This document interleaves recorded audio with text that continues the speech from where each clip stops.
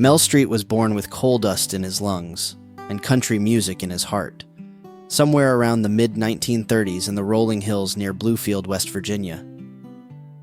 In those hollers, music wasn't just entertainment. It was the lifeblood pumping through every family gathering and front porch evening. Young Mel wrapped his fingers around a guitar neck before he could properly spell, soaking up the grand ole Opry broadcasts like they were messages from another world. Those radio waves carried dreams straight into his bedroom, painting pictures of Nashville lights and honky-tonk nights. Nobody handed him a damn thing. He clawed his way up through smoke-filled local clubs, playing with whoever would have him, living on handshakes and half-promises. For a spell, he even sat behind the radio microphone himself, spinning other folks' records while his own dreams simmered on the back burner. The dues he paid wouldn't fit in a 10-gallon hat. The late 60s and early 70s finally saw Lady Luck tip her hat in Mel's direction. When he landed that recording contract, it was like striking gold after years of mining nothing but hope. Then came 1972 and Borrowed Angel. Good Lord, what a song. Her hair feels like silk on my arm.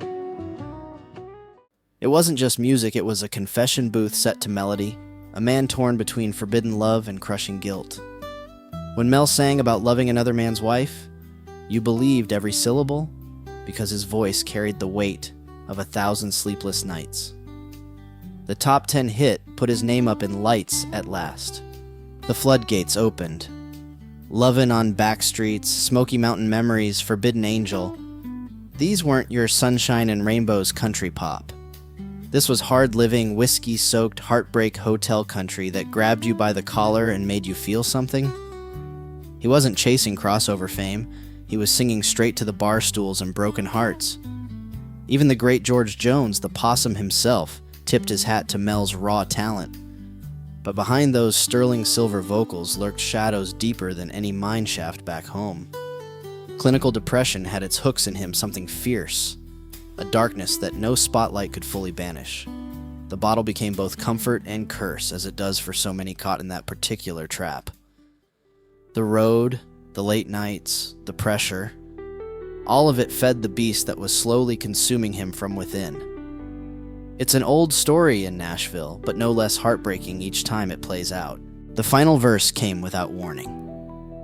On October 21st, 1978, his 43rd birthday of all the cruel coincidences, Mel Street put a gun to his head and silenced that golden voice forever.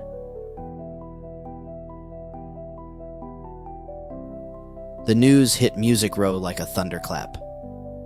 How could a man still in his prime, with that God-given talent with hit records to his name, just check out like that?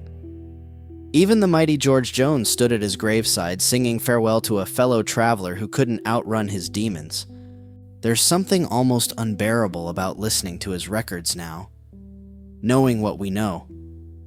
Those songs of heartache and regret take on the weight of prophecy. You can hear it, the depression, the alcohol, the struggle, all there between the lines of every chorus. That magnificent voice wasn't just singing about pain, it was channeling it from somewhere deep and personal. Mel Street tears down any fairy tale notions about fame and fortune making everything right. Here was a man the legendary George Jones himself admired, who'd climbed the mountain after years of trying, who had his name in lights and still couldn't escape the darkness within. His catalog ain't long, but damn if it isn't some of the most authentic honky-tonk ever committed to vinyl. Those grooves cut deeper, knowing they were etched by a man who lived every word until he couldn't bear to live anymore.